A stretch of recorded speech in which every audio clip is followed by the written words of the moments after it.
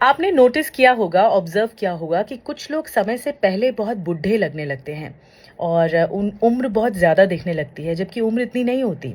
और कुछ लोगों पे उम्र का कोई फ़र्क ही नहीं पड़ता। ऐसा लगता है कि वो दिन बर दिन जवान होते जा रहे हैं, यंग होते जा रहे हैं। क्या राज़ है? क्या एजिंग का सीधा कनेक्शन आपकी डेट ऑफ बर्थ से है? नहीं, एजिंग का कनेक्शन आपकी डेट ऑफ बर्थ से नहीं है।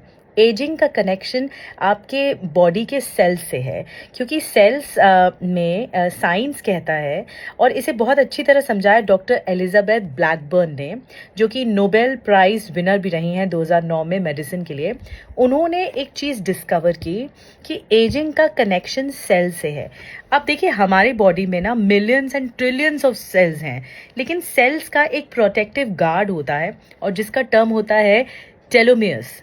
TELOMERES, telomeres.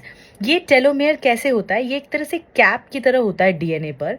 और वो कैप क्या होता है? आप जब जब सेल्स जो हैं, विभाजन होता है उसका, डिस्ट्रीब्यूट होते हैं या फिर अलग अलग फॉर्म में सामने आते हैं, तो वो जो टेलोमियर्स हैं वो कैप की तरह होता है।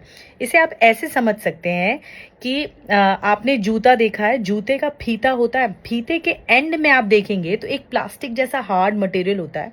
अगर वो नहीं रहेगा तो जो लेस है उसके रेशे निकलने शुरू हो जाएंगे, लॉक नहीं होगा। तो आप समझ लीजिए कि ये सेल का एक लॉक होता है। और टेलोमेयर्स, अब क्या होता है जब सेल डिस्ट्रीब्यूट होते हैं या उनका विभाजन होता है, तो ये टेलोमेयर्स की जो उम्र है वो छोटे होते चले जाते हैं, उसकी हाइट छोटी होती चली जाती है।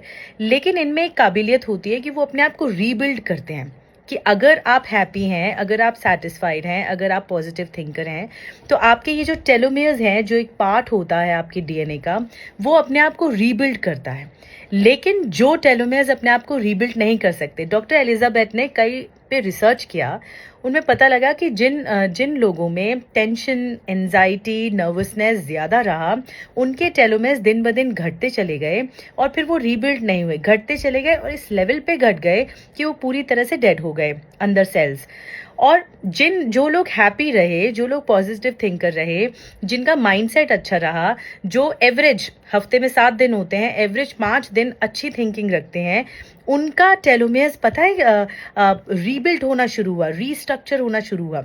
तो ये थ्योरी कहती है कि टेलोमेयर्स जितने कम होंगे, शॉर्टन होंगे या फिर मर जाएंगे, तो आपकी एजिंग शुरू हो जाएगी। यही एजिंग का प्रोसेस होता है। और अगर टेलोमेयर्स अपने आप को रीबिल्ड करते हैं, तो आप लंबे समय तक जवान बने रहेंगे। तो हैप्पी रहिए, पॉजिटिव थिंकिंग रखिए, देखिए फिर आपके सेल्स भी लंबे समय तक जवान आपको रखेंगे।